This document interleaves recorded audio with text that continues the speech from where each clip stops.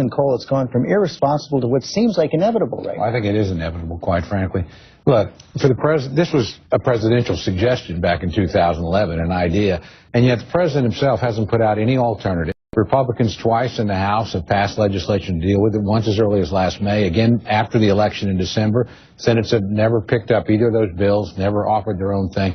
Now we're 3 weeks out, and folks are worried. They ought to be worried.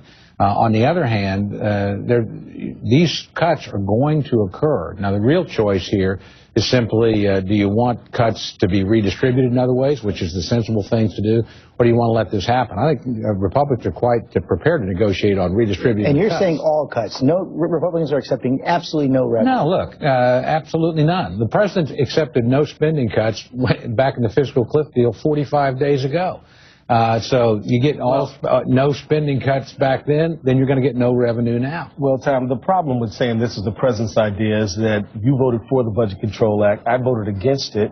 We wouldn't have ever been talking about the Budget Control Act, but for your party refused to negotiate on the debt ceiling, something that has been routinely increased as the country needed it. You use that occasion. That's not the you case. you used it on It's that not occasion in 2011, August, to basically say we're going to default on the country's obligations, or you're going to give us dramatic spending cuts. That's how we got to the Budget Control Act.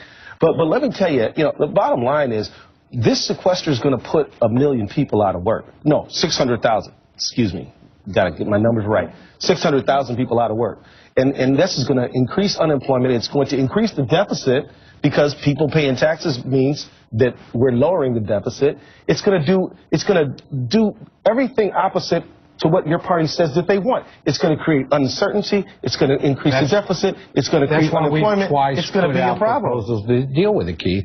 We don't have a presidential proposal. We don't even have a proposal from the president. You got a proposal from the Progressive action. Caucus. Well, let me tell you about the balancing act. That's fine. We don't have it in the Senate, Let him finish. and I don't think you speak for the president. So let's see. John, Carl, take